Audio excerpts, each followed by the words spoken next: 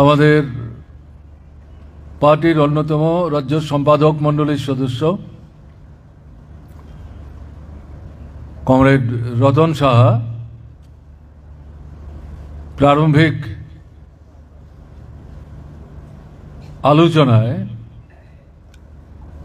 Comrade Sitaram Yechury সম্পর্কে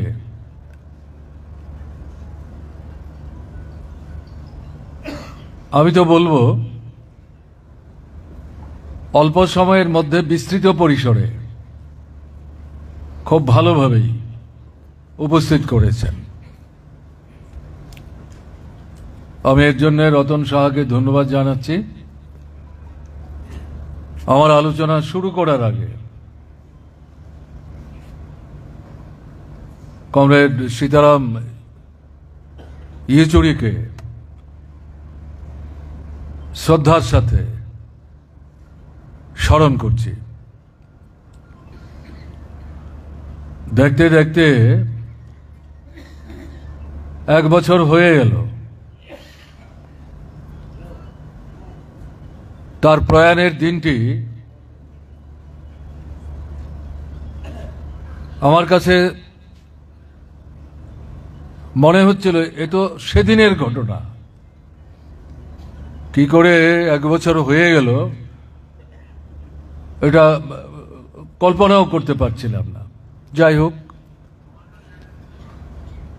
বাস্তবতা তাকে তো স্বীকার করতেই হবে।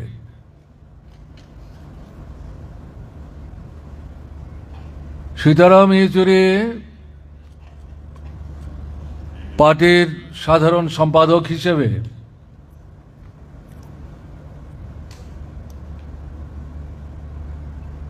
তৃতীয়বারের জন্য নির্বাচিত হয়েছিলেন। আমাদের পার্টির সাংগঠনিক যে সিদ্ধান্ত, পার্টির সম্পাদক পদে শাখা সম্পাদক ব্যতীত শাখা কোনো কমিটি না, এটা একটা ইউনিট। এর উপর থেকে যে কমিটি পার্টির একেবারে অঞ্চল থেকে শুরু করে কেন্দ্রীয় কমিটি পর্যন্ত, তাতে 3 বারের বেশি খুব ব্যতিক্রমী কোনো ঘটনা না ঘটলে, পার্টির সামনে বিশেষ কোনো প্রয়োজন দেখা না দিলে একজনকে 3টা টার্মের পর, অর্থাৎ এক একটা টার্ম মানে 3 বছর, তার মানে 9 বছর সম্পাদকের দায়িত্ব পালন করার পর অব্যাহতি দেওয়া হয়। নূতনভাবে আরেকজন কমরেডকে সম্পাদকের দায়িত্বে বৃত করা হয়, তার অভিজ্ঞতা, কর্মক্ষমতা বিচারের মধ্যে রেখে। কমরেড সীতারাম জীবিত থাকলেও তার কিন্তু সাধারণ সম্পাদক হিসেবে 9 বছর পূর্ণ হয়ে যেত। এটা পূর্ণ করেই তিনি 24তম সম্মেলনে উপস্থিত, জীবিত থাকলে হয়তো থাকতেন। কিন্তু আমি যে কারণে উল্লেখ করছি, এই যে সময় প্রায় 9 বছরের কাছাকাছি সাধারণ সম্পাদক হিসেবে দায়িত্ব পালন করার চেষ্টা করেছেন, সে সময় একটার পর একটা পার্টির যে মহাসম্মেলন, যেটাকে আমরা কংগ্রেস বলি, কংগ্রেস ইংরেজি শব্দ, তার বাংলা হচ্ছে মহাসম্মেলন। সেই সম্মেলনে যে রাজনৈতিক প্রস্তাব আমরা গ্রহণ করি, এটা সম্মেলনের অন্যতম প্রধান গুরুত্বপূর্ণ রাজনৈতিক প্রস্তাব এবং দলিল যদি বলি আমরা, এটা অত্যুক্তি না। তার মূল বিষয় আন্তর্জাতিক এবং জাতীয় পরিস্থিতির প্রেক্ষাপটে অতিবাহিত বিগত দিনগুলো যা আমরা পেরিয়ে আসলাম তাকে ভাবনায় রেখে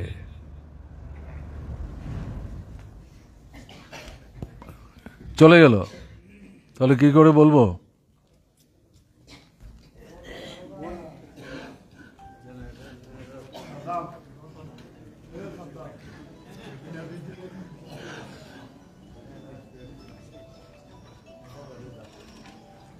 সেই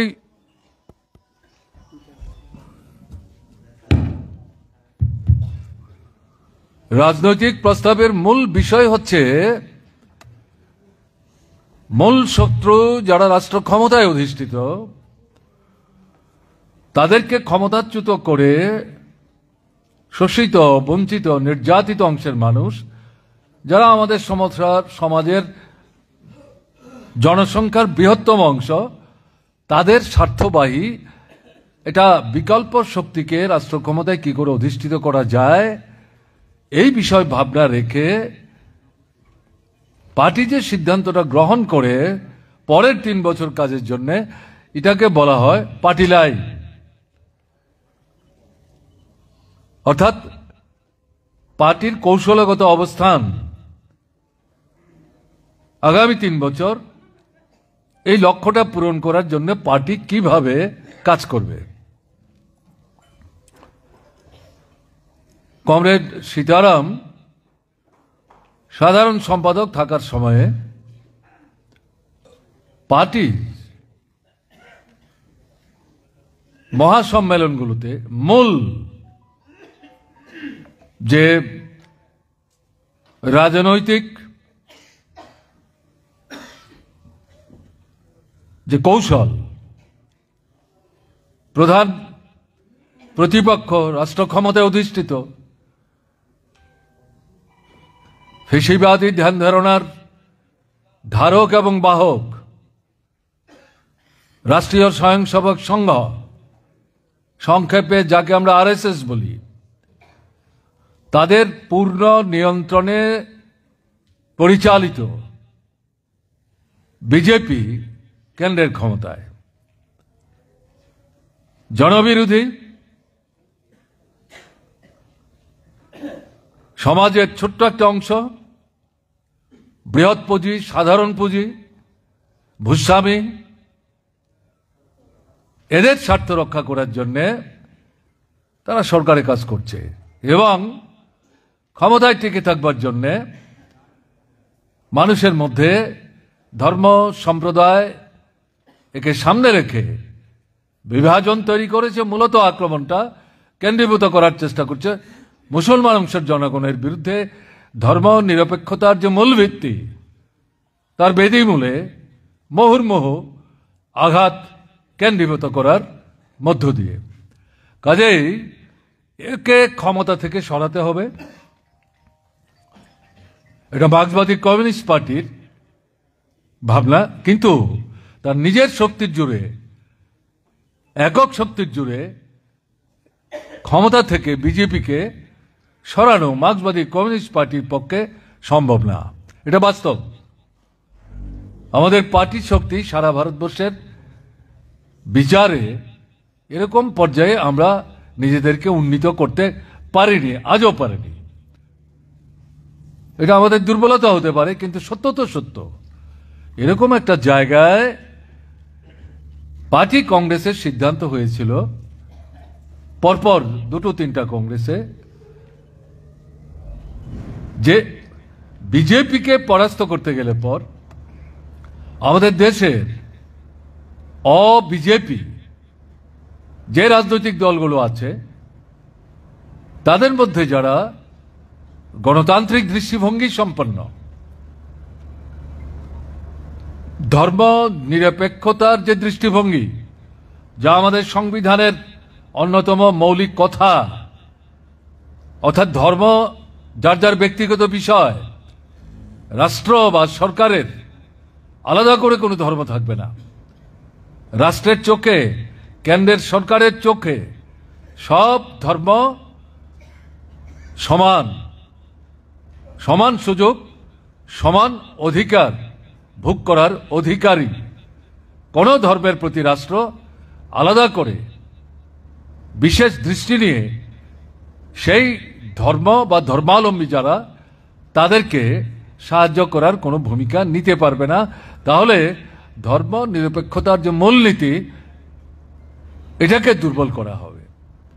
কাজেই এই ভাবনা নিয়ে গণতন্ত্রের সাথে সাথে যে সমস্ত রাজনৈতিক দলগুলো মানুষের মতো কাজ করার চেষ্টা করে, বামপন্থী যারা আছেন তারা তো আছেনই, অবাম কিন্তু অবিজেপি রাজনৈতিক দল, এরকম যারা, তাদের সবাইকে একটা জায়গায় আনতে পারলে তো খুব ভালো, কিন্তু সবাইকে যদি একসাথে আনা নাও যায়, বৃহত্তম অংশকে একটা সাধারণ মঞ্চে সমবেত করে বিজেপিকে কোণঠাসা এবং জনগণ থেকে বিচ্ছিন্ন করার মধ্য দিয়ে গণতান্ত্রিক সংগ্রাম এবং তার উচ্চতর পর্যায়ে যেটা, এটা ভোটের যে সংগ্রাম, ভোটের যে লড়াই, সরকার ভাঙা গড়ার যে লড়াই, সে লড়াইয়ে তাকে পরাস্ত করতে হবে। এই লাইন নিয়েই পার্টি অগ্রসর হওয়ার চেষ্টা করছিল এবং এটাই পার্টি লাইন। সাধারণ সম্পাদক হিসাবে কমরেড সীতারাম ইয়েচুরি এই লাইন প্রণয়ন করার ক্ষেত্রে তার ভূমিকা তিনি পালন করে গেছেন এবং জীবৎকালে যতক্ষণ পর্যন্ত সক্রিয় ভূমিকা নিতে পেরেছেন, অসুস্থ হওয়ার আগ পর্যন্ত ভাবনা চিন্তার পাশাপাশি এই যে রণকৌশল পার্টি সম্মেলন থেকে গৃহীত হয়েছিল তাকে বাস্তবায়িত কার্যকরী করার জন্য, ফলপ্রসূ করার জন্য কমরেড সীতারাম ইয়েচুরি সর্বশক্তি দিয়ে ভূমিকা গ্রহণ করার চেষ্টা করেছেন। এই সম্পর্কে এর বাইরে গিয়ে আলাদা করে বিস্তৃত করার চেষ্টা করা মানে সময় নেওয়া হবে। সীতারাম ইয়েচুরি সেদিনও আমাদের সাথে ছিলেন, 1 বছর হলো তিনি অনুপস্থিত, কিন্তু এই যে প্রায় 8.5 বছর সাধারণ সম্পাদক হিসেবে দায়িত্ব পালন করার চেষ্টা করেছেন, এই যে রণকৌশল এটাকে বাস্তবায়নের ক্ষেত্রে তার ব্যক্তিগতভাবে সাধারণ সম্পাদক হিসেবে কি ভূমিকা তিনি নিয়েছেন তা আমরা জানি। তার খানিকটার উল্লেখ কমরেড রতন করার চেষ্টা করেছেন, আমি সেখানটায় যাচ্ছি না সময় সংক্ষেপ করার জন্য। পরবর্তী পর্যায়ে 24তম পার্টি কংগ্রেস, যেটা তামিলনাড়ুতে অনুষ্ঠিত হয়ে গেছে, সীতারাম অনুপস্থিত। সেই মহাসম্মেলনে আমাদের যে রাজনৈতিক প্রস্তাব,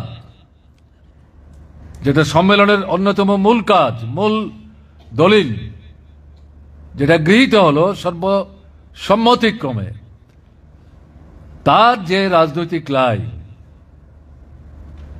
রাষ্ট্র ক্ষমতায় বিজেপি আছে, পেছনে আরএসএস আছে,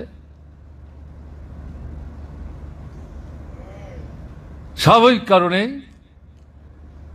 সীতারাম ইয়েচুরি সাধারণ সম্পাদক নেই বলে আগের যে কৌশল পার্টি গ্রহণ করেছিল তার তাহলে পরিবর্তন ঘটাতে হবে, নূতন কৌশল নিতে হবে, এরকমটা তো পার্টির ভাবনা চিন্তা না। এটা কারোর ব্যক্তিগত ভাবনা না, কারোর ব্যক্তিগত কৌশল না, এটা সামগ্রিক পার্টির আলোচনার নির্যাস। সীতারাম অনুপস্থিত, কিন্তু দেশের পরিস্থিতির মধ্যে মৌলিক গুণগত পরিবর্তন হয়নি।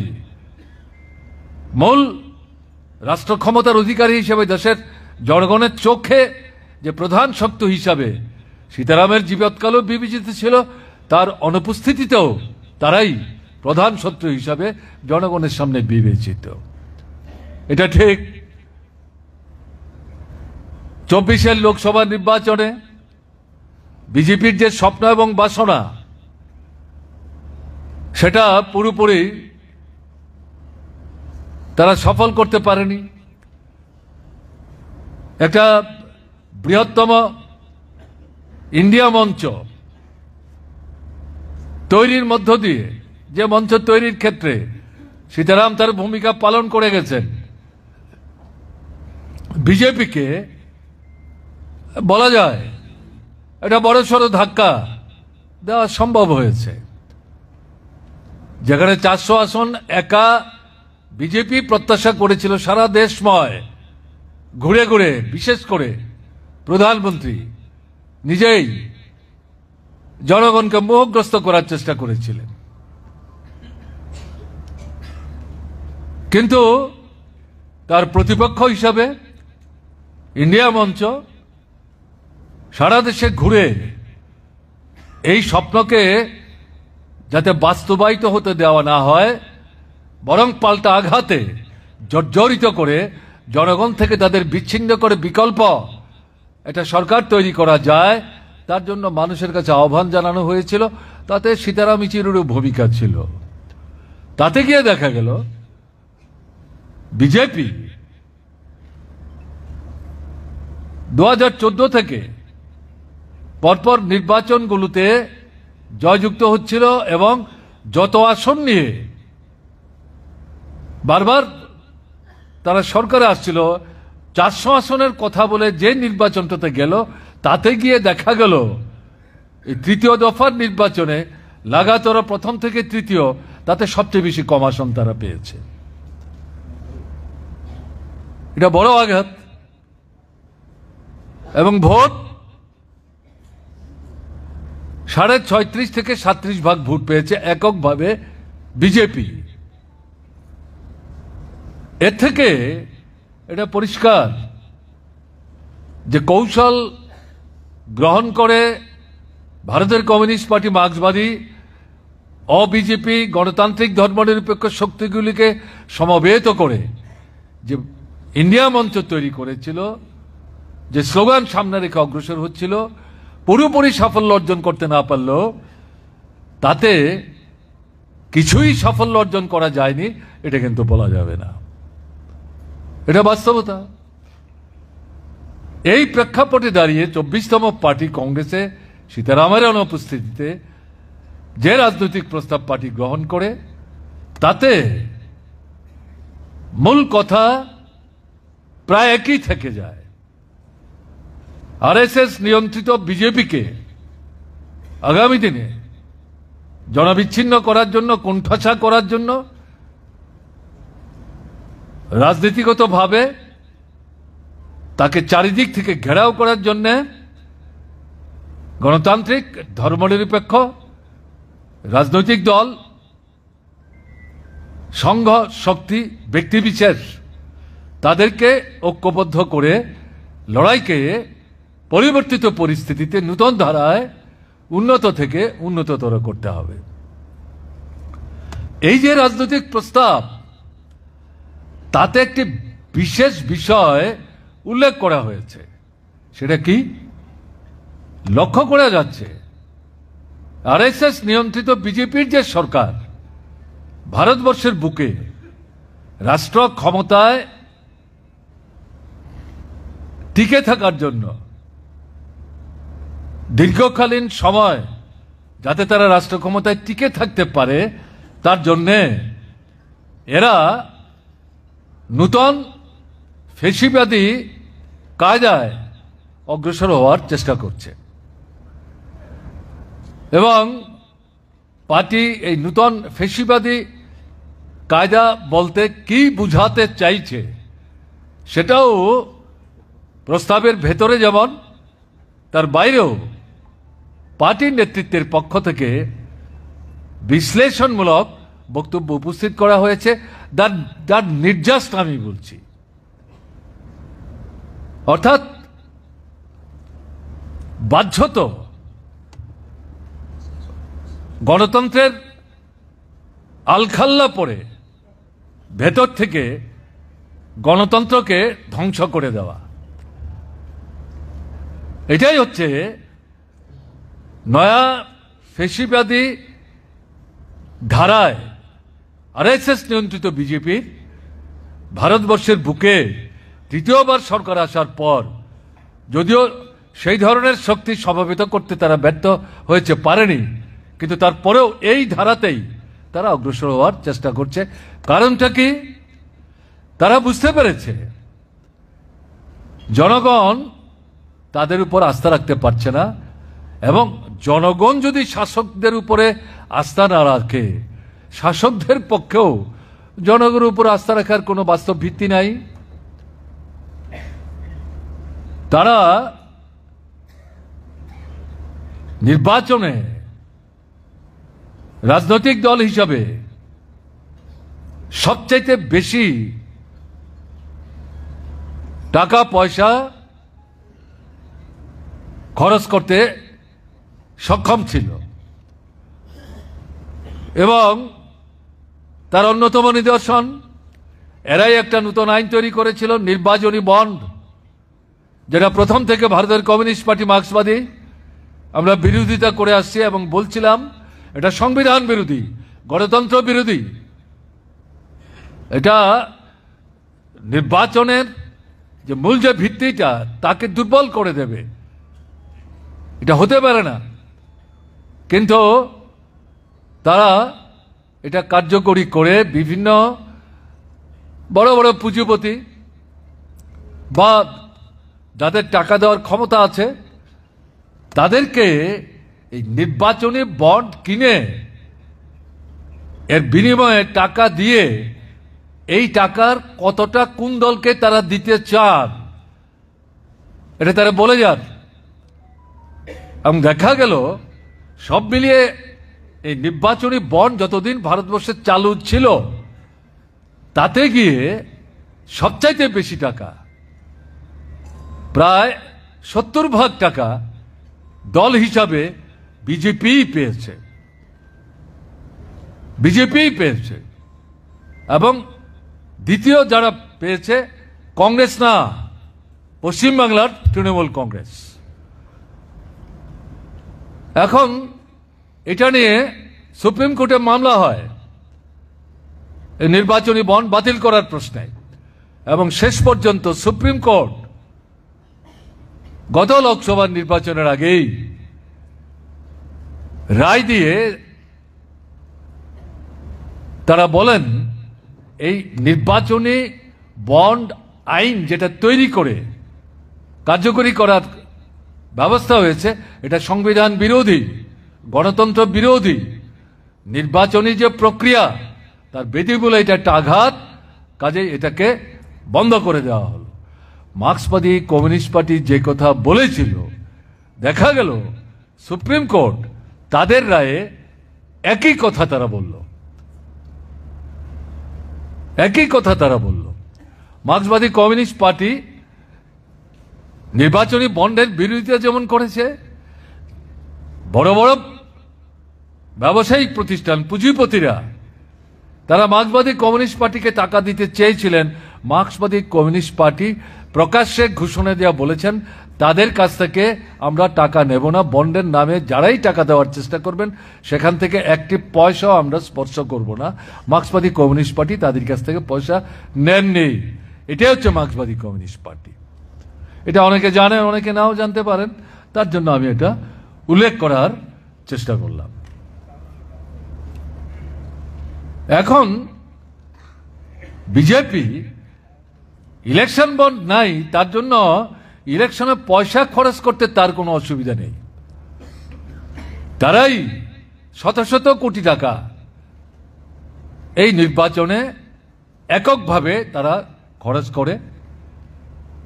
এটাকে তারা মনে করে নির্বাচনী জয় নিশ্চিত করতে গেলে পর এটা সবচেয়ে বড় গুরুত্বপূর্ণ বিষয়, কাজে সেই জায়গায় এরাই সবচেয়ে বেশি টাকা খরচ করে। স্বাভাবিক, রাষ্ট্র ক্ষমতায় থাকার সুবাদে। এবং সবচেয়ে লক্ষণীয় বিষয় যেটা 52 সাল থেকে ভারতবর্ষে নির্বাচন হচ্ছে, দেখা গেছে 52 সালের পর থেকে বিজেপি 2019-এর নির্বাচনের আগ পর্যন্ত যে লড়াই যখন করছে সরকারের থেকেও বেশিরভাগ সময় কংগ্রেসেই সরকারে ছিল, দেখা গেছে বড় বড় যে পুঁজিপতি গোষ্ঠী এবং তাদের সঙ্গে যারা উঠা বসা করেন, তারা কোনো সময়, এমনকি কংগ্রেস সবচেয়ে বেশি সময় স্বাধীনতার পর থেকে এক নাগাড়ে কেন্দ্রের ক্ষমতায় থাকা সত্ত্বেও এরা একসাথে সবাই মিলে কংগ্রেসের পাশে কিন্তু দাঁড়ায়নি। হয়তো বড় অংশ কংগ্রেসকে সমর্থন করেছে রাজনৈতিকভাবে, টাকা পয়সা ইত্যাদি দিয়ে, কারণ শ্রেণীগতভাবে কংগ্রেস মূলত এদেরই স্বার্থের রক্ষক। তারপরেও এই যে বড় বড় পুঁজিপতি বা তাদের সঙ্গে যারা চলতো, তাদের একটা অংশ কংগ্রেসকে কিন্তু সাহায্য করেনি, পাশে দাঁড়ায়নি। অন্য বড় বড় যে রাজনৈতিক দল অকংগ্রেসী, কিন্তু তারাও ধনিক বেনিকদের স্বার্থ রক্ষার চিন্তা ভাবনা করেন, সেই দৃষ্টিভঙ্গির মতাদর্শ নিয়ে চলেন, তাদের পাশে তারা দাঁড়াবার চেষ্টা করেন এবং ভোটে তারা তাদেরকেও কোটি কোটি টাকা দিয়ে সাহায্য করেন। হতে পারে কংগ্রেসকে খানিকটা সাহায্য লোক দেখানো ভাবে হয়তো দেওয়ার চেষ্টা করেছে। কিন্তু 19-এর নির্বাচন থেকে যেটা দেখা গেছে, স্বাধীনতার পর ভারতবর্ষে 52-এর পর থেকে নির্বাচনগুলির অভিজ্ঞতার নিরিখে বিজেপি সরকারের পাশে ভারতবর্ষের বড় বড় পুঁজিপতি যারা এবং তাদের সঙ্গে যারা চলেন মাঝারি পুঁজি, তাদের বড় অংশকে সাথে নিয়ে এক পায়ে বিজেপির পক্ষে তারা দাঁড়িয়েছেন। এই কথা আমি উল্লেখ করলাম এই কারণে যে এটা ভারতবর্ষের রাজনৈতিক আঙ্গিনায় এটা বড়সড় উল্লেখ করার মতো ঘটনা। এবং দ্বিতীয় গুরুত্বপূর্ণ বিষয় হচ্ছে, এটাই পরিষ্কার প্রমাণ বিজেপির টাকার অভাব নাই। এরা সমর্থন করছে মানে কি? এরা লক্ষ্য করছে বিজেপির নেতৃত্বের সরকারটা এই পুঁজিপতিদের স্বার্থ রক্ষা করার জন্য, আয় উপার্জনের জন্য, মুনাফার পাহাড়কে উঁচু থেকে উঁচুতে তোলার জন্য, আন্তর্জাতিক বাজারে হস্তক্ষেপ করার ক্ষমতা অর্জনের জন্য যা যা আমাদের দেশের সরকারের করা দরকার, বিজেপি সরকার তাই করছে। এবং তারা তুলনামূলকভাবে বিশ্লেষণ করে এই সিদ্ধান্ত উপনীত হয়, এর আগের কোন সরকার এভাবে এদের স্বার্থে কেন্দ্রের ক্ষমতায় বসে সাহায্য করেনি।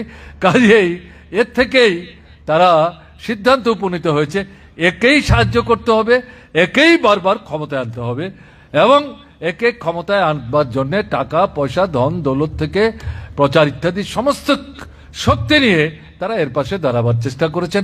এর আগে কোনো দল, এমনকি কংগ্রেস সহ, এরকম সহযোগিতা পায়নি। স্বাভাবিক কারণে টাকার কোনো অভাব ছিল না বিজেপি। এটা একটা বড় শক্তি। দ্বিতীয় কি? প্রচার মাধ্যম। তার প্রায় 85 থেকে 90%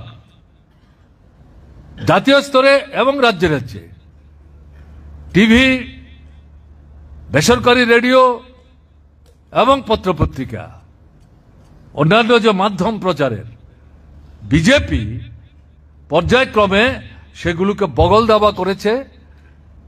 প্রথমত চোখ রাঙিয়ে, আর দ্বিতীয়ত সাধারণত এগুলো যারা চালান, এগুলো ব্যবসা, এটা বড় বড় কোটিপতি যারা বা বাজারে পুঁজির মালিক যারা, তারাই এগুলোর মালিকানা ভোগ করেন।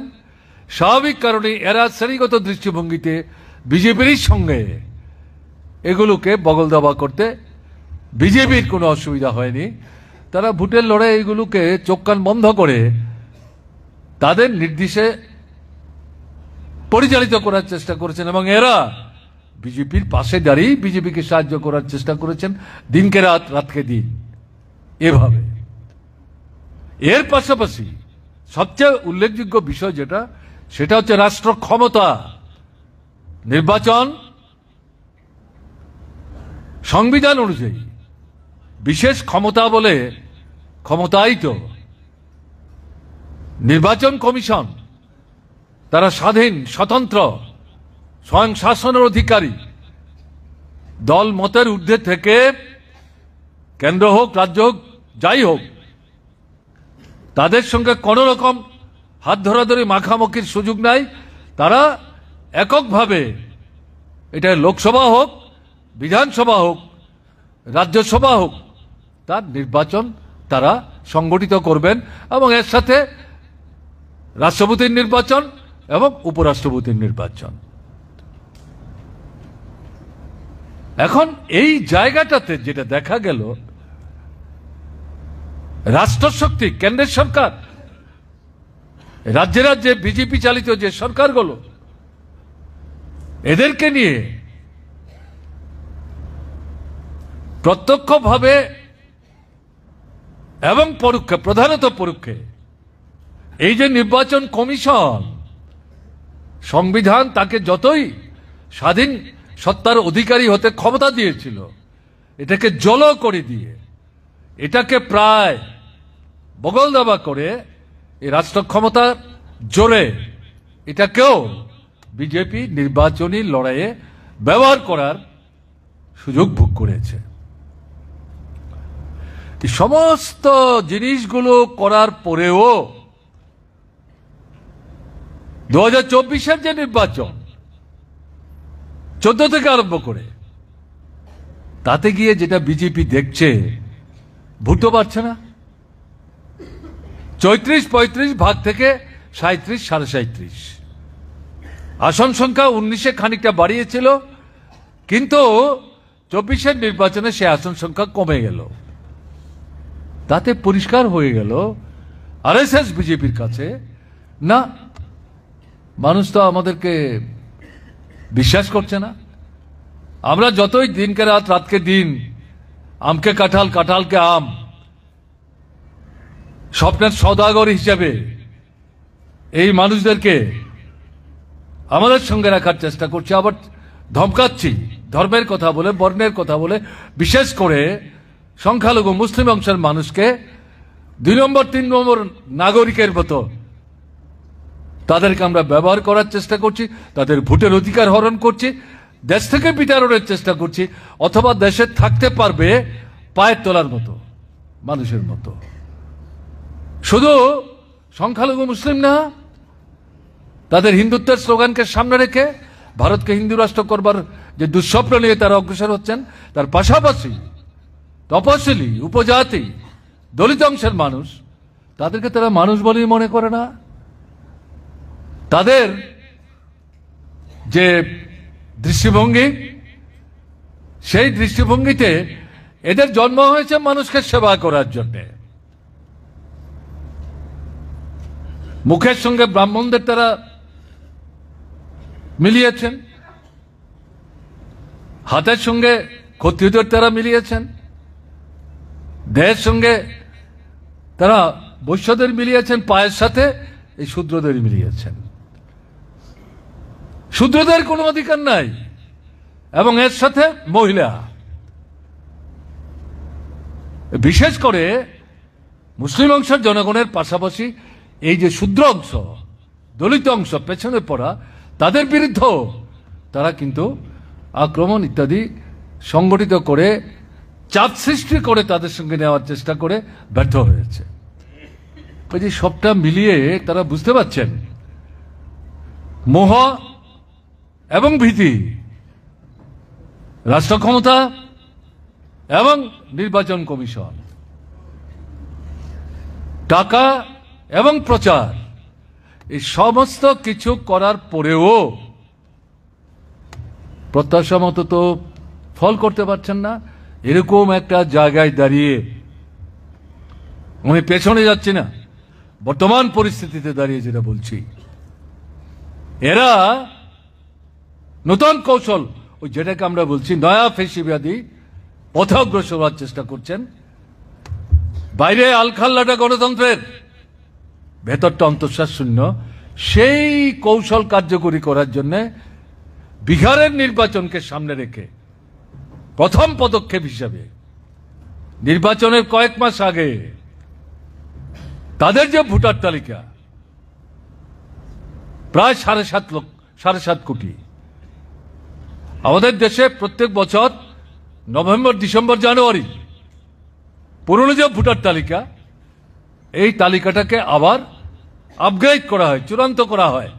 যারা মারা যান তাদের নাম বাদ যায়, যারা 18 বছর পূর্ণ করলেন তাদের নাম যুক্ত হয় নতুন করে, যারা রাজ্যে থাকেন না, যাদের কোনো ঠিকানা নাই, অন্যত্র চলে গেছেন, খোঁজ খবরও দিচ্ছেন না, এদেরকে বাদ দেওয়া।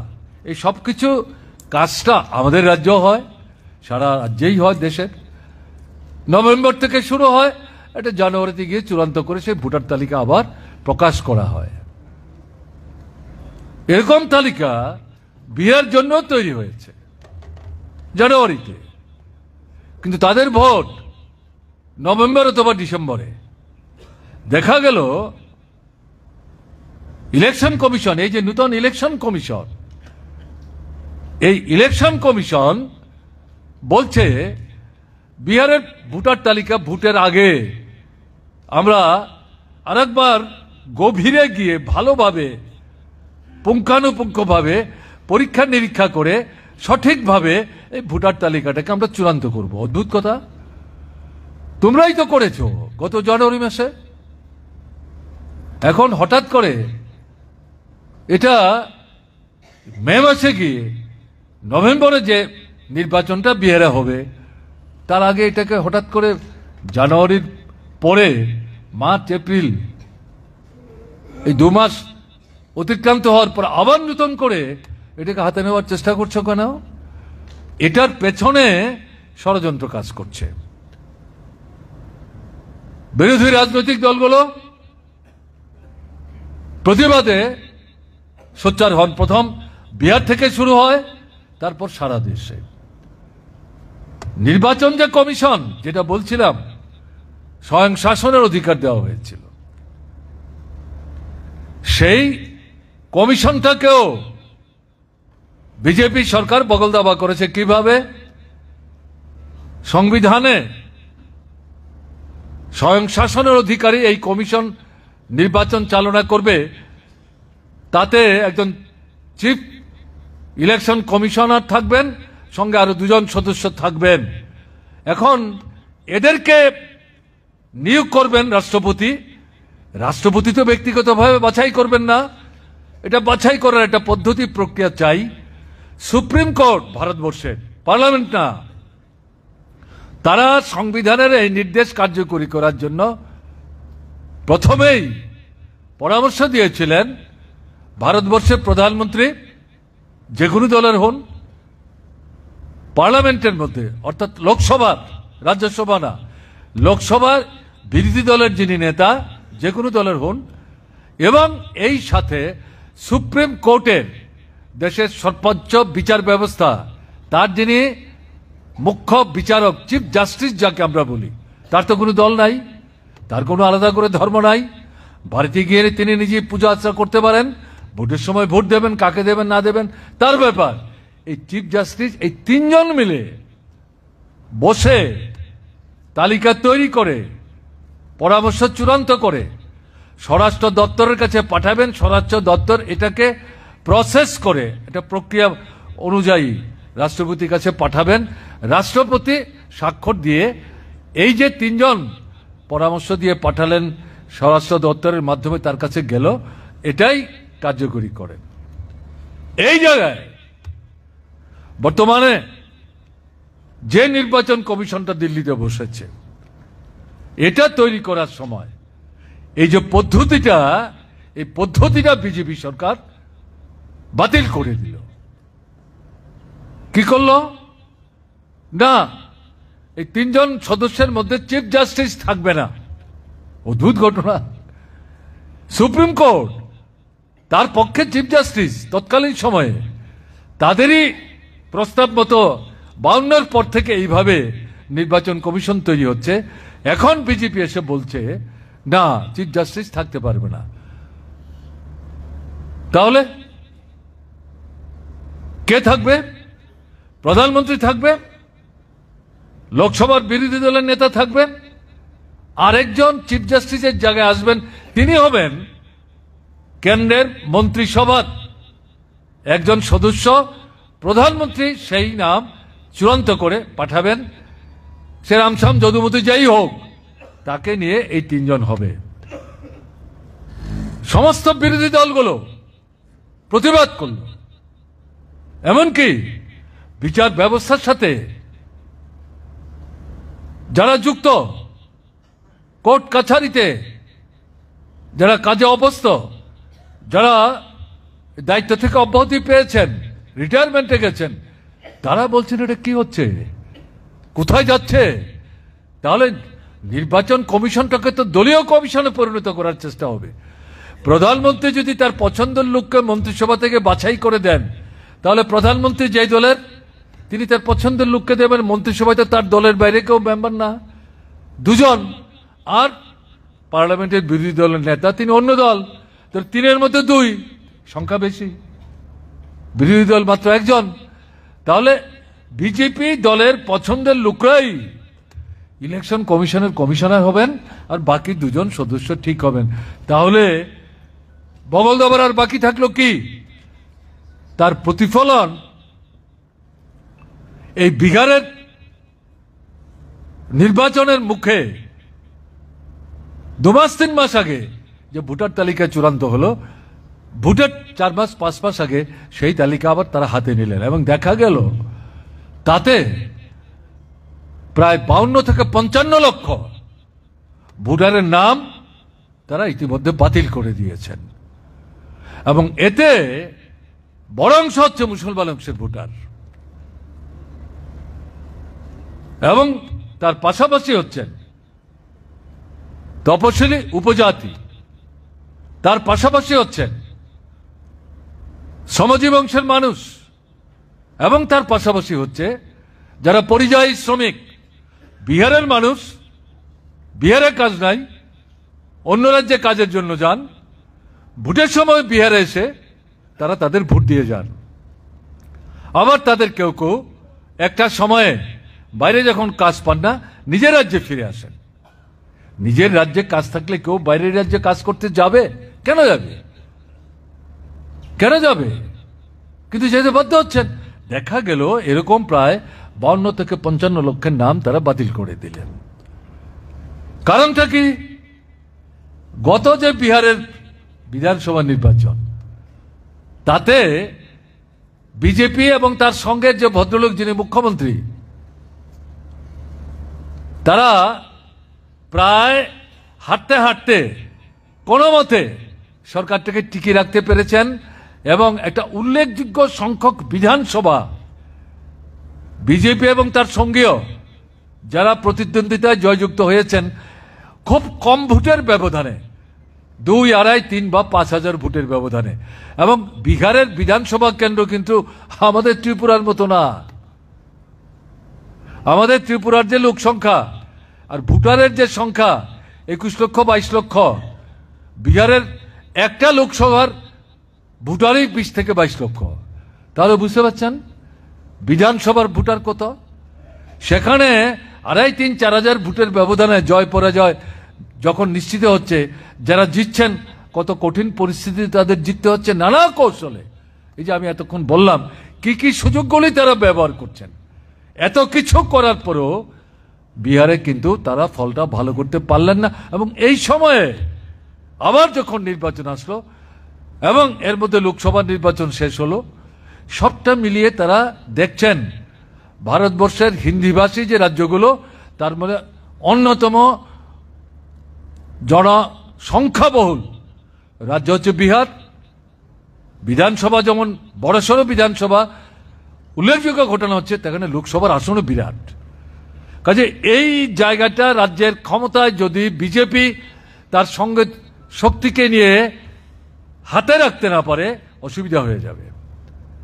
কাজেই গত বিধানসভা নির্বাচনের অভিজ্ঞতার নিরিখে লোকসভা নির্বাচনের ফলাফলের অভিজ্ঞতার ভিত্তিতে এই বিহারের নির্বাচনের মুখে ইলেকশন যে কমিশন বগল দাবা করে, যেটা আমি একটু আগে ব্যাখ্যা করার চেষ্টা করলাম, তাদের দিয়ে এই কাজটা শুরু করলো। এবং পার্লামেন্টে এটা বন্ধ করার জন্য সমস্ত বিরোধী দলগুলি সোচ্চার, আলোচনা করার সময় চান। বিজেপির সরকার পার্লামেন্টের মধ্যে কোনো আলোচনার সময় না দিয়ে অধিবেশন শেষ করেছে।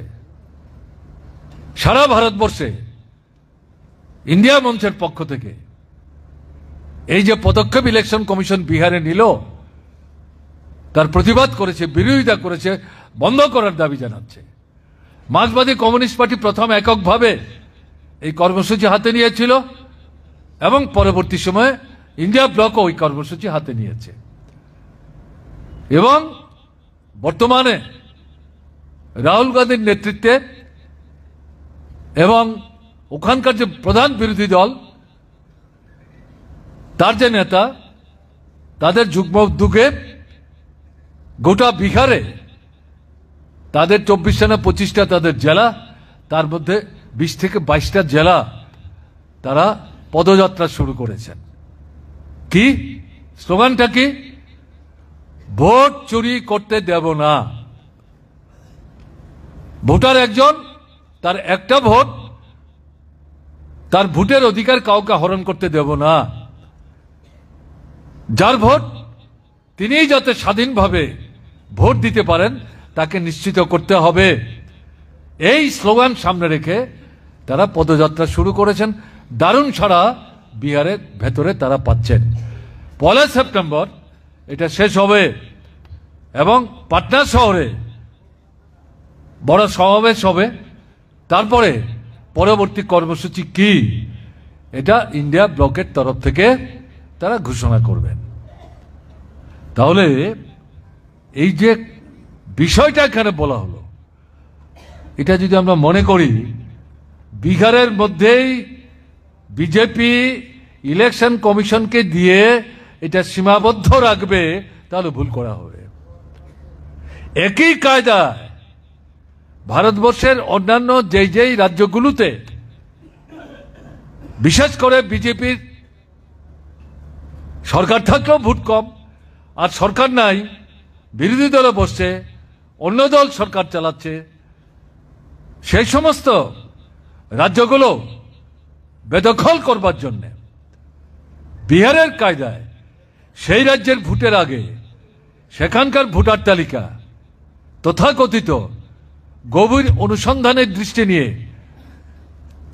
নির্ভুল ভোটার তালিকা তৈরি করার নামে প্রকৃত অর্থে এটা পরিষ্কার মুসলমান অংশের ভোটার, দলিত অংশের ভোটার, তাদের মধ্যে তফসিলি উপজাতি, শ্রমজীবী অংশের মানুষ, গরিব, মাথার ঘাম পায়ে ফেলে রক্ত জল করে রোজগার করেও যারা দুবেলা খেতে পায় না, সরকার কোনো সাহায্য করে না, এরা সংখ্যায় বেশি, দেশে এবং রাজ্যগুলিতেও স্বাভাবিক কারণে ভোটারও তারা বেশি, তাদের বড় অংশের ভোট বিজেপির মতো দল পায় না বা তার সহযোগীরা পায় না।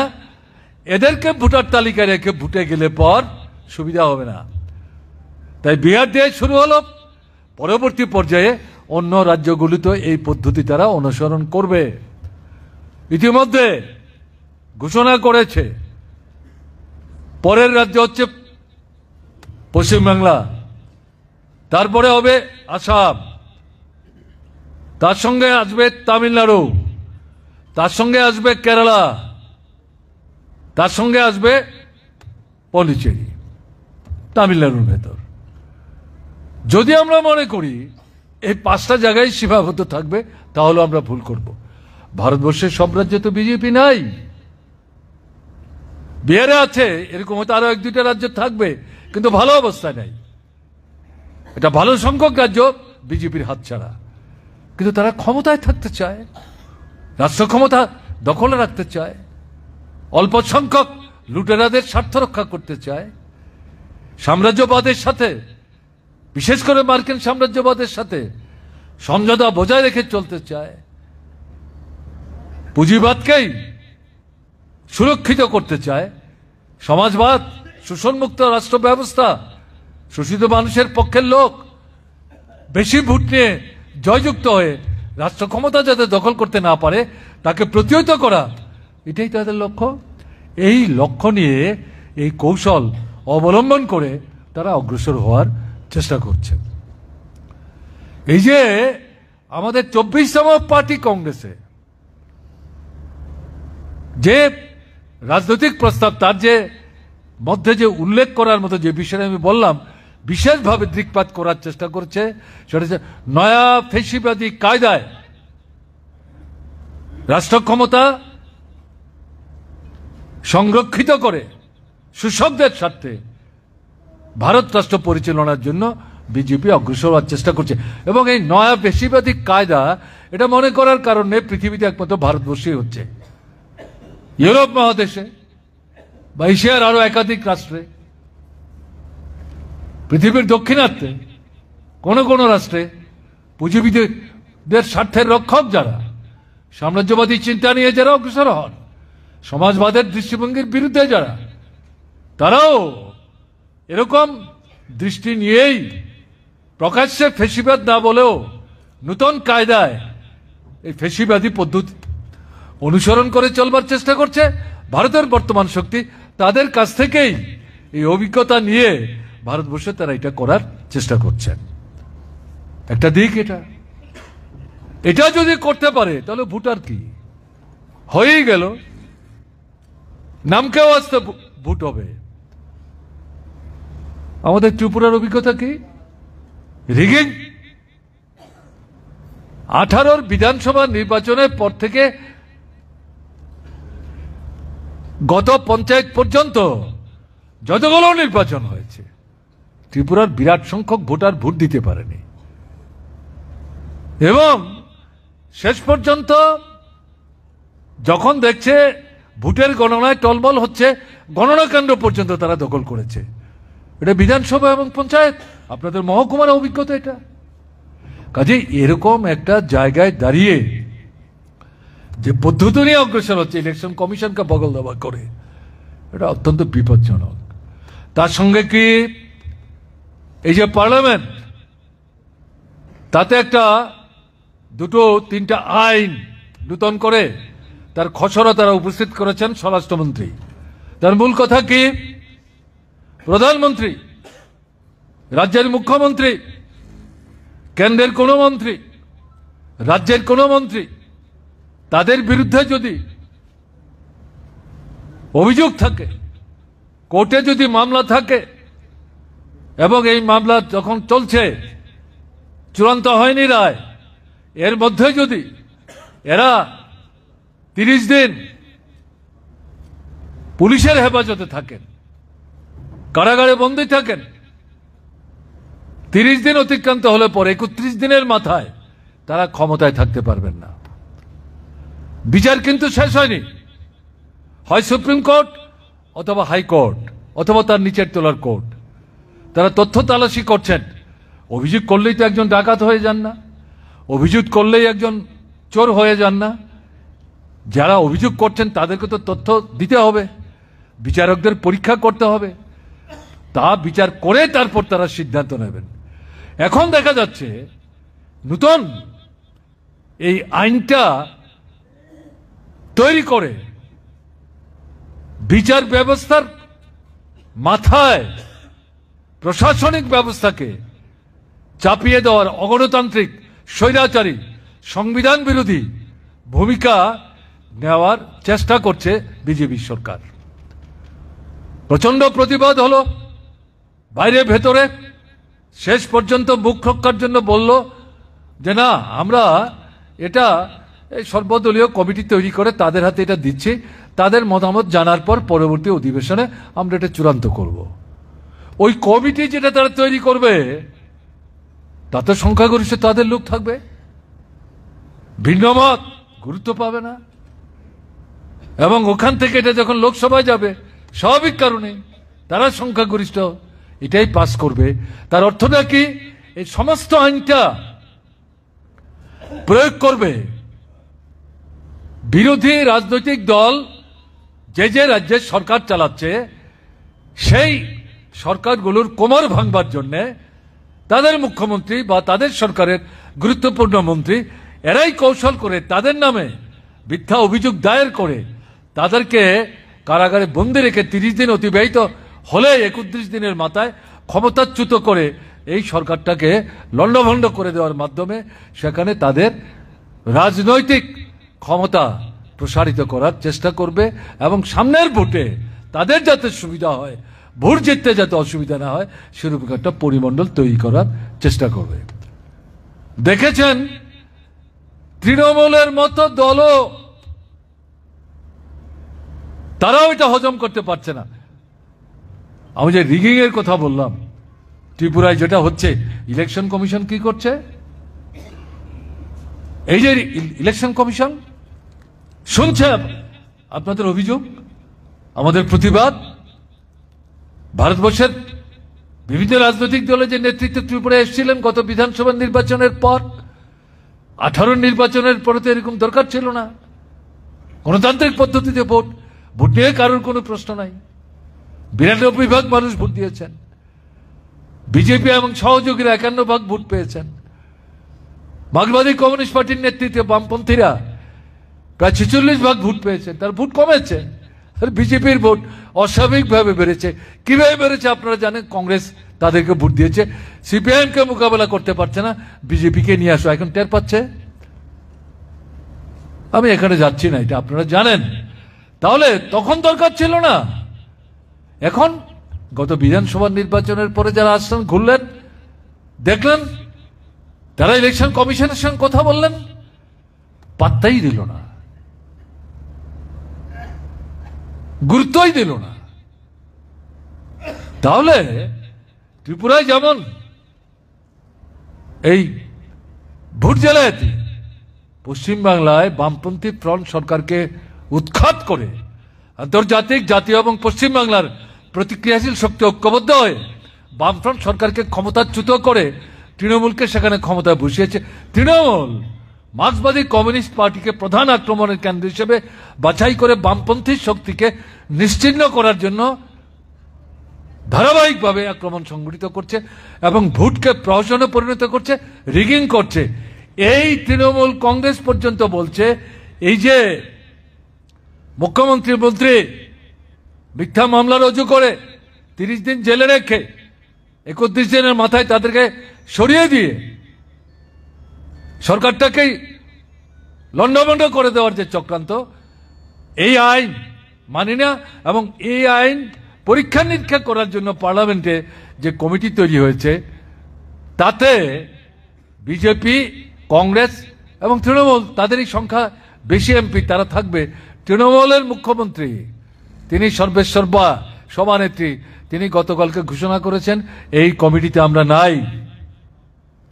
অর্থাৎ তার পক্ষেও, পশ্চিমবাংলায় যারা রিগিং করেন তার পক্ষেও এই আইন হজম করা সম্ভব হচ্ছে না। বুঝতে পারছেন কোথায় যাচ্ছে? অর্থাৎ যে কথাটা দিয়ে আমি শুরু করেছিলাম, যে কোনো মূল্যে ক্ষমতা চাই, রাষ্ট্র ক্ষমতা চাই, বিজেপিকে ক্ষমতায় থাকতে হবে। পেছন থেকে ফেসিবাদী ভাবনা চিন্তার ধারক বাহক আরএসএস, তারা সবটাকে নিয়ন্ত্রণ করছে, নিয়ন্ত্রণ করবে। এই জায়গায় তারা অগ্রসর হওয়ার চেষ্টা করছে। এটা আমাদের পার্টি কংগ্রেসের 1 বছর কিন্তু হয়নি এখনো, কয়েক মাস মাত্র। এই কংগ্রেসের প্রস্তাবের মধ্যে মূল যে বিপদের দিকটি সংকেত দেওয়া হয়েছিল আমাদের কংগ্রেস থেকে বেরিয়ে আসার পর, এই গত 4-5 মাসের মধ্যে এটার যে বাস্তবতা, বিজেপি সরকার এই বিশেষ করে এই দুটো পদক্ষেপ নেওয়ার মধ্য দিয়ে এটাকে তারা প্রমাণ করে দিচ্ছে। তাহলে বুঝতে পারছেন পরিস্থিতি খুব জটিল জায়গায় নিয়ে যাওয়ার চেষ্টা করছে বিজেপি, আরএসএস। গণতন্ত্র আক্রান্ত হচ্ছে, অধিকার আক্রান্ত হচ্ছে, ধর্মনিরপেক্ষতার বেদি বলে আক্রমণ করছে, এবং সবটা মিলিয়ে প্রকৃতটা আমাদের সংবিধানটাকেই এরা উলটপালট করে তাদের মতো করে, মনুসংহিতার আদলে, যার মূল কথা হচ্ছে মহিলাদের কোনো অধিকার নাই। তারা রান্না বান্না করবে, কাপড় জামা পরিষ্কার করবে, সন্তান প্রসব করবে, তাদের বড় করবে, লালন পালন করবে, স্বামীর সেবা দাসীর মতো অধিকার নাই। আর দলিত অংশের মানুষ, তাদের জন্মই হয়েছে তাদের উপর তলায় যারা, তাদের পদসেবা করার জন্য অধিকার নাই। কৃতদাস, এই যে মূল ভাবনা, এই ভাবনা নিয়ে তারা নতুন ধাঁচে সংবিধান তৈরি করবার চিন্তা ভাবনা করছে। এরা আমাদের দেশের সংবিধানকে সমর্থন করেনি, জাতীয় পতাকাকে সমর্থন করেনি, জাতীয় সঙ্গীতকে সমর্থন করেনি, এরা এখন বড় বড় কথাবার্তা বলবার চেষ্টা করছে। কাজে এই জায়গায় দাঁড়িয়ে এই যে সামগ্রিক একটা আক্রমণ আসছে, এই আক্রমণটার মূল ভিত্তিটা কি? শোষিত, বঞ্চিত, নির্যাতিত অংশের মানুষ তাদের খেয়ে পড়ে বেঁচে থাকার জন্য রোজগার চাই, আয় চাই, উপার্জন চাই। কোথায় কাজ, কোথায় রোজগার, কেনবার ক্ষমতা কোথায়? অনাহার, অর্ধাহার। অন্যদিকে জিনিসের দাম বাড়ছে, কালোবাজারি বাড়ছে, বেআইনি মজুদদারি বাড়ছে, মুনাফাখুরি বাড়ছে। এদের বিরুদ্ধে কোনো ব্যবস্থা নাই। কাজেই এদের স্বার্থ রক্ষা করতে গিয়ে গণতন্ত্রকে সংহার করে রাষ্ট্র ক্ষমতাকে কুক্ষিগত করবার জন্য নয়া ফ্যাসিবাদী কায়দায় বিজেপি অগ্রসর হওয়ার চেষ্টা করছে। একে প্রতিহত করবার জন্য অবিজেপি ধর্মনিরপেক্ষ গণতান্ত্রিক যে শক্তিকে সহায়তা করে একটা বৃহত্তর ধারাবাহিক আন্দোলন সংগঠিত করার ডাক পার্টি কংগ্রেসের প্রস্তাবের মধ্যে দেওয়া হয়েছে। এটার বাস্তবতা আজকে কিন্তু আমাদের উপলব্ধি করতে হবে এবং এটাকে সামনে রেখেই আমাদের কিন্তু সামনের দিকে অগ্রসর হতে হবে। এখন কমরেডদের অনেকের ধারণা হতে পারে আমরা কি পারবো? কে বলেছে আমরা পারবো না? ইন্দিরা গান্ধী আমাদের বর্তমান যিনি প্রধানমন্ত্রী, তার চাইতে কম শক্তিধর ছিলেন। এশিয়ার মুক্তি সূর্য নির্বাচনে সবচেয়ে বেশি আসন নিয়ে জয়যুক্ত হয়ে প্রধানমন্ত্রী হয়েছিলেন। তারপরেও যখন দেখছেন দেশের ভেতরে সাধারণ মানুষ ইন্দিরা গান্ধীর সরকারের উপর আস্থা রাখতে পারছে না, আন্দোলন সংগ্রাম বাড়ছে, দলের ভেতরে প্রশ্ন তৈরি হচ্ছে, ইন্দিরার দৃষ্টি আকর্ষণ করার চেষ্টা করছে, তার বিরুদ্ধে মুখ খোলার চেষ্টা করছে, সেই জায়গায় আভ্যন্তরীণ জরুরি অবস্থা জারি করেছেন। ক্ষমতা রাখতে হবে তার হাতে। সংবিধান সংশোধন করে 5 বছরের জায়গায় পার্লামেন্টের মেয়াদ 6 বছর করেছেন। কোনো আন্দোলন না, কোনো সংগ্রাম না, কোনো প্রতিবাদ না, পত্রিকার প্রচার মাধ্যমের কণ্ঠ রোধ করেছেন। তাদের ইচ্ছার বাইরে সংবাদ ছাপা যাবে না, সম্পাদকীয় লেখা যাবে না। অনেক পত্রিকা, প্রচার মাধ্যম, সম্পাদকীয় স্তম্ভ সপ্তাহে 1বার 2বার কালো রেখে ছাপতে বাধ্য হয়েছে, কারণ তাদের ভাবনায় লেখা সম্পাদকীয় সরকারের লোকরা ছাড় দিচ্ছে না, ছাপতে পারছে না। আমাদের ত্রিপুরার অভিজ্ঞতা তাই। কাজে এরকম পরিস্থিতি করার মধ্য দিয়ে আন্তর্জাতিক ক্ষেত্রে যে ইন্দিরা গান্ধী এশিয়ার মুক্তি সূর্য হয়েছিলেন বাংলাদেশের স্বাধীনতার পর, সেই ইন্দিরা গান্ধী সম্পর্কে প্রশ্ন উঠতে শুরু করলো। এ তো স্বৈরাচারী হয়ে গেছে, গণতন্ত্র সংহার করেছে, আন্দোলন সংগ্রাম স্তব্ধ করে দিচ্ছে, সংবাদপত্রের স্বাধীনতা, প্রচার মাধ্যমের স্বাধীনতা হরণ করে নিয়েছে, সমস্ত মুখ বগল দাবা করে একদলীয় শাসন কায়েম করার চেষ্টা করছে। কিসের মুক্তি সূর্য? এই পরিস্থিতিতে আন্তর্জাতিক ক্ষেত্রে আবার তার মুখে যে কালিমা লেপ্ত হচ্ছে তার থেকে রক্ষা পাওয়ার জন্য নির্বাচনে যাওয়ার চিন্তা করলেন। পরামর্শদাতারা বললেন নেতাদের জেলখানে রেখে, মুরারজি দেশাই কংগ্রেস দলের নেতা, রাজনারায়ণ তার বিরুদ্ধে লড়াইয়ের সামনের সারিতে দাঁড়িয়ে নেতৃত্ব করছেন, এদের মতো লোক বিভিন্ন রাজনৈতিক দলের নেতৃত্ব কারারুদ্ধ। তাকে পরামর্শ দেওয়া হলো এই পরিস্থিতিতে এদের জেলখানে রেখে হঠাৎ করে যদি ভোট করা যায়, এরা জেল থেকে বেরোবে, এদের জেলে রেখে তো আপনি ভোট করতে পারবেন না, কিন্তু এরা সুযোগ পাবে না, প্রস্তুতি নিতে পারবে না। এই সুযোগে আপনি আরো বেশি আসন নিয়ে সরকারে চলে আসবেন। আপনার এশিয়া মুক্তি সূর্যের যে সুনামটা, যেটার মধ্যে একটু কালি লাগতে শুরু হয়েছিল, এটা ফর্সা হয়ে যাবে, আপনি সেই সুনাম ফিরে পাবেন। ভোট তো হলো, জিতলেন ইন্দিরা গান্ধী, নিজেও পরাস্ত হলেন, দল পরাস্ত হলো। স্বাধীন ভারতবর্ষের ইতিহাসে প্রথম কংগ্রেস ক্ষমতাচ্যুত হলো, অকংগ্রেস সরকার তৈরি হলো, জনতা পার্টির সরকার তৈরি হলো। অভিজ্ঞতা কারা করলেন? ভারতবর্ষের বাইরের লোক এসে তো ভোট দেননি, ভারতবর্ষের মানুষই তো ভোট দিয়েছেন। মানুষ যদি ঐক্যবদ্ধ হয়, সুযোগ যদি পায়, প্রয়োগ যদি করতে পারে, মানুষ কি করতে পারে, কি করে দেখাতে পারে। ইন্দিরা গান্ধীর পরাজয়, কংগ্রেসের পরাজয়, নূতন সরকার গঠনের মধ্য দিয়েই তো ভারতবর্ষের গোটা রাজনৈতিক যে পরিমণ্ডলের মতো একটা নূতন ধারার দিক নির্দেশ তারা করলেন। মানুষ করলো অভিজ্ঞতা। পশ্চিমবাংলা আধা ফেসির স্বৈর সন্ত্রাস কায়েম করে বামফ্রন্টকে ধ্বংস করার লক্ষ্যে নিয়ে মার্ক্সবাদী কমিউনিস্ট পার্টিকে নিশ্চিহ্ন করবার জন্য কংগ্রেস সরকার, কংগ্রেস দল যুগপৎ আক্রমণ সংগঠিত করেছে। বামফ্রন্ট সরকার তৈরি হয়েছে। সারা ভারতবর্ষের সামনে বিকল্পের দিশা দেওয়ার ক্ষেত্রে পশ্চিমবাংলার বামফ্রন্ট সরকার গুরুত্বপূর্ণ ভূমিকা নিয়েছে। যে জ্যোতি বসুকে বিধানসভার নির্বাচনে পরাস্ত করবার জন্য রিগিং করেছে, ভোটের দিন মধ্যবেলায় ভোট থেকে নাম প্রত্যাহার করে নিয়ে ভোট বয়কট করে মার্ক্সবাদী কমিউনিস্ট পার্টি আন্দোলনে নামলো। সেই বামফ্রন্ট পরবর্তী সময় পশ্চিমবাংলায় সরকার তৈরি করলো, একটা করে 34 বছর সরকার চালালো, দেশের সামনে বিকল্পের সন্ধান দিল। কেরালার অভিজ্ঞতা কি? ইএমএস সামুদ্রিকবাদ, প্রথম কমিউনিস্ট মুখ্যমন্ত্রী, তখনও পার্টি ভাগ হয়নি।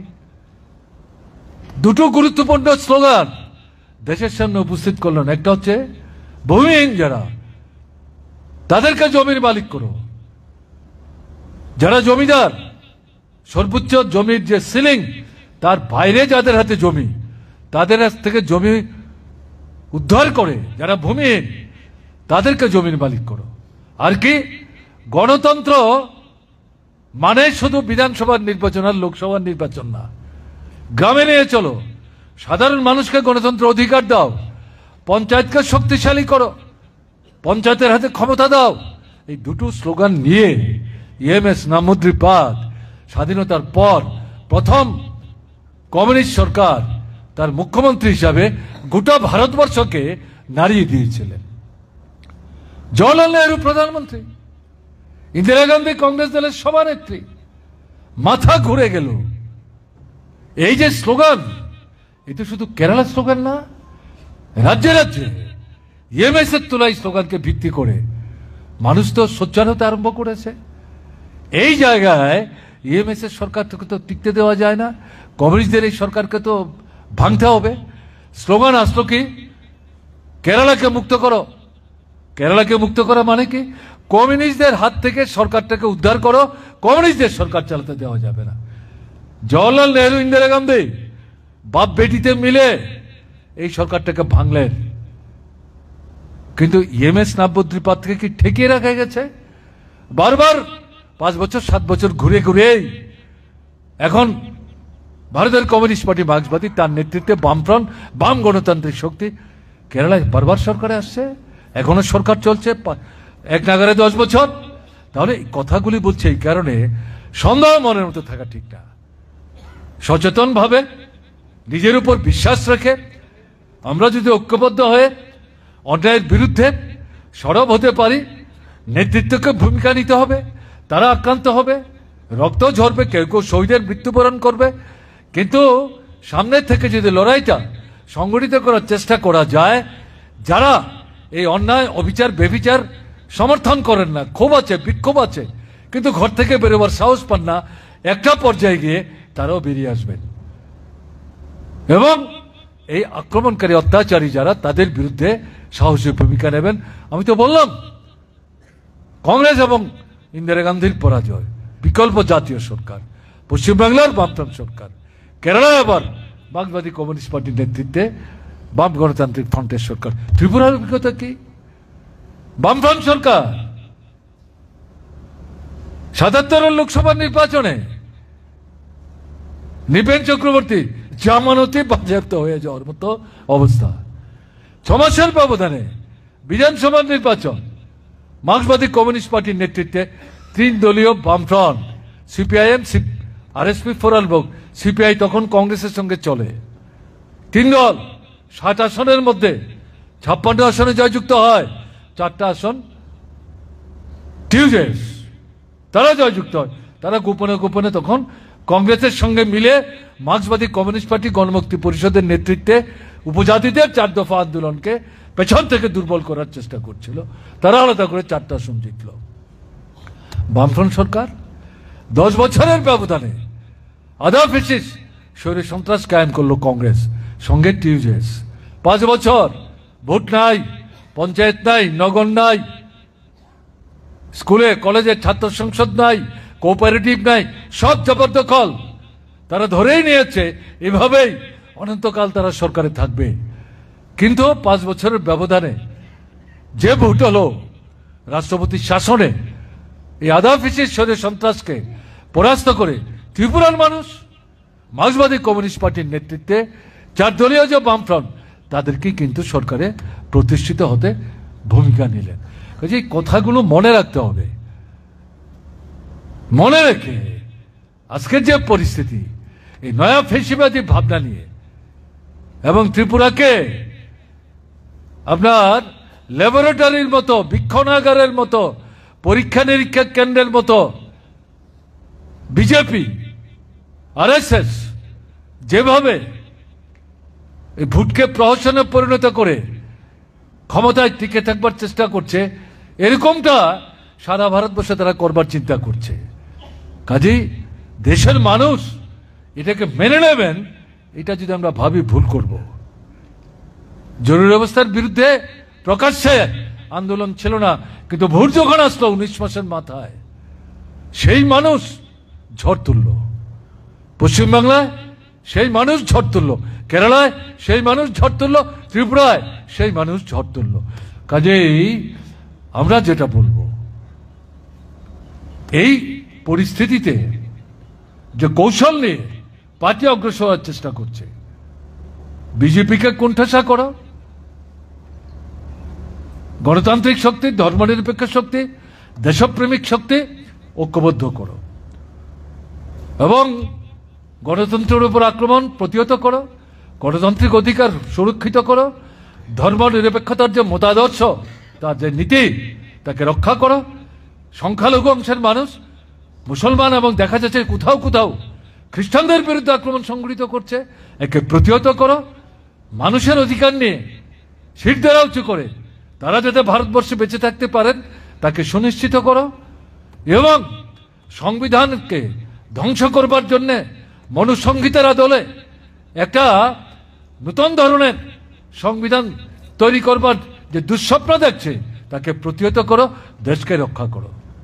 এই যে আহ্বান, এই আহ্বানকে মাথায় রেখে অগ্রসর হতে হবে। মার্ক্সবাদী কমিউনিস্ট পার্টি, তাকে একটা গুরুত্বপূর্ণ ভূমিকা নিতে হবে। আমরা এই সাথে এই ত্রিপুরার ক্ষেত্রে যে কথা যুক্ত করি, এই দাবির লড়াই চলবে, এই নীতির লড়াই চলবে, এই অধিকার হরণের প্রতিবাদী আন্দোলন চলবে। কিন্তু সঙ্গে সঙ্গে দৈনন্দিন জীবনযাত্রা রক্ষা করার জন্য কাজ চাই, রোজগার চাই, পয়সা চাই, কেনবার ক্ষমতা চাই, খাবার চাই, অসুস্থ হলে পরে ঔষধ চাই, হাসপাতালে ডাক্তার চাই, স্কুলে মাস্টার চাই, হাসপাতালে যাতে 2টা 4টা 5টা ওষুধ পাওয়া যায় তার নিশ্চয়তা চাই। হাসপাতালে যদি ভর্তি করে চিকিৎসা করতে হয়, ডাক্তার যদি মনে করেন সেই ডাক্তারবাবুর হাতে হাসপাতালে ভর্তি হওয়ার পর সেই রোগীর চিকিৎসা করাতে গেলে পরে 2 দিন 3 দিন খাবার দিতে হবে, তার টাকা চাই, পয়সা চাই। বেকারে বেকারে ছেয়ে গেছে। সরকার তৈরি করতে পারলে প্রথম বছর তাদের কল্পিত 50,000 শূন্য পদ পূরণ করবেন, 8 বছরও হয়ে গেল। সব মিলে এখন পর্যন্ত 19,000 চাকরি দিতে পারলেন না।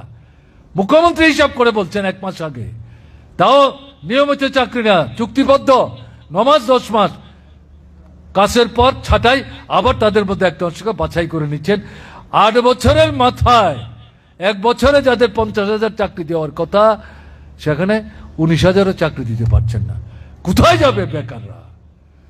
বেকারদেরই সবচেয়ে বেশি বিভ্রান্ত করেছিল 18 নির্বাচনে, আর বিভ্রান্ত করেছিল শিক্ষক কেরানি কর্মচারী। 7ম পে কমিশন কোথায় সপ্তম পে কমিশন? দিয়েই তো পাচ্ছে না। নতুন পে কমিশনই তো চিন্তা করছে না। অন্যায়, অত্যাচার, ব্যভিচার একটু মাথা তুলবার চেষ্টা করলেই বদলি বদলি বদলি, পুলিশ থেকে শুরু করে আইএস কাউকে তারা রেহাই দিচ্ছে না। তাহলে এই যে পরিস্থিতিটা চলছে, এটাকে এভাবে মেনে নেওয়া যাবে না।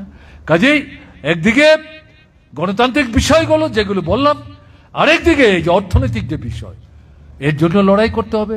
আমরা এখানে বিশেষ করে যেটা বলছি, পার্টি কংগ্রেস এই বিষয়টা দৃষ্টিপাত করে বলবার চেষ্টা করেছে জাতীয় আন্দোলন হবে, রাজ্য রাজ্য আন্দোলন হবে, কিন্তু এলাকা ভিত্তিক, গ্রাম ভিত্তিক মানুষ তাদের দৈনন্দিন জরুরি যে জ্বলন্ত সমস্যাগুলো, এগুলোকে ভিত্তি করে ছোট্ট ছোট্ট দাবি সনদ তৈরি করে নূতন ধারায় সাহসী জঙ্গি আন্দোলন সংগঠিত করুন, দাবি আদায় না হওয়া পর্যন্ত। এই জায়গাটাতেও আমরা জোর দেওয়ার চেষ্টা করছি সারা দেশে এবং ত্রিপুরায়। শুরু করেছি আমরা, সোনামরে তো আপনারা কোনো কোনো জায়গায় ইতিমধ্যে সংগঠিত করেছেন। কাজে এরকম একটা জায়গায় দাঁড়িয়ে সেখানে দুর্বলতার শিকার হলে চলবে না, দ্বিধা দ্বন্দ্বে নিজেকে আটকে ফেললে চলবে না, অবিশ্বাসের বাতাবরণ তৈরি করে বিজেপি, আরএসএস তাদের সহযোগী এবং তাদের হয়ে যারা দিবারাত্র প্রচার মাধ্যমকে ব্যবহার করছেন, তাদের কোথায় বিভ্রান্ত না হয়ে এই যে অতীত ইতিহাস, বাস্তব অভিজ্ঞতা, এখন মানুষের জীবনের যে অভিজ্ঞতা, তাকে একসাথে নিয়ে এর বিরুদ্ধে আমাদের কিন্তু লড়াইটাকে তেজি করতে হবে, তীব্র করতে হবে। ত্রিপুরার আন্দোলন দেশের আন্দোলনকে উৎসাহিত করবে, ছোট্ট রাজ্য হতে পারে। বামফ্রন্ট সরকার ত্রিপুরায় যদি কাজের মধ্য দিয়ে দেশের বাম গণতান্ত্রিক শক্তিকে উৎসাহিত করার ক্ষেত্রে কার্যকরী ভূমিকা নিতে পারে সেদিন, তাহলে আজকের এই যে নয়া ফেসিবাদী কায়দায় ত্রিপুরার বুকে ভোট জালিয়াতি করে, ভোটকে প্রহসনে পরিণত করে বিজেপি যে কাণ্ড কারখানা করছে, তার বিরুদ্ধে আমরা একদিকে এর প্রতিবাদ, আরেকদিকে অর্থনৈতিক দাবিদার আন্দোলন সংগঠিত করার মাধ্যমে ছোট মাঝারি জন সমাগমের মধ্য দিয়ে এটা ভারতবর্ষের অন্যান্য রাজ্যগুলির আন্দোলনকে উৎসাহিত করবে না কেন আমরা এটা মনে করব? এখনো ভারতবর্ষের রাজ্যের যে মানুষ ত্রিপুরার দিকে উন্মিলিত চোখে তাকিয়ে থেকে দেখবার জন্য অপেক্ষা করেন ত্রিপুরার আন্দোলন কোন পথে অগ্রসর হচ্ছে। কাজে সেদিক থেকে যেটা আপনাদের কাছে আবেদন করব, সীতারাম ইয়েচুরির জন্মদিন পালন করছি আমরা। চলে গেছেন 1 বছর হয়েছে। একাধারে তার চলে যাওয়ার ঘটনা এবং তার জন্মদিন দুটোকেই মাথায় রেখে আমরা অগ্রসর হচ্ছি এবং তার সময়ের যে কৌশল, তার অবর্তমানে পার্টি কংগ্রেসের নেওয়া যে কৌশল, তার মধ্যে মৌলিক কোনো ফারাক নাই। পরিবর্তিত পরিস্থিতিতে কিছু কিছু ক্ষেত্রে স্লোগান এখানে সেখানে নূতন করে হয়তো যুক্ত হচ্ছে, কিন্তু আন্দোলনের যে ধারা, তার যে মানে দিক নির্দেশ, সেই জায়গাটা কিন্তু কোনো আপনার বিভ্রান্তের সুযোগ নেই, ব্যতিক্রমে চিন্তা ভাবনার কিন্তু কোনো সুযোগ নেই। তাই সেদিক থেকে প্রকৃত অর্থেই সীতারামকে যদি আমরা মনে রাখতে চাই, তার স্মৃতির প্রতি যদি যথার্থ অর্থেই আমরা শ্রদ্ধা নিবেদন করতে চাই, তাহলে আজকের পরিস্থিতিতে তারা বর্তমানে 24তম পার্টি কংগ্রেসে যে রাজনৈতিক প্রস্তাব, তার যে নির্দেশিকা, যা আমি আপনাদের সামনে ব্যাখ্যা করার চেষ্টা করলাম, এটা ভাবনায় রেখে সামনের দিনে বৃহত্তর আন্দোলন আমাদের গড়ে তুলতে হবে। অর্থনৈতিক দাবিদার আন্দোলন, গণতান্ত্রিক দাবিদার আন্দোলন।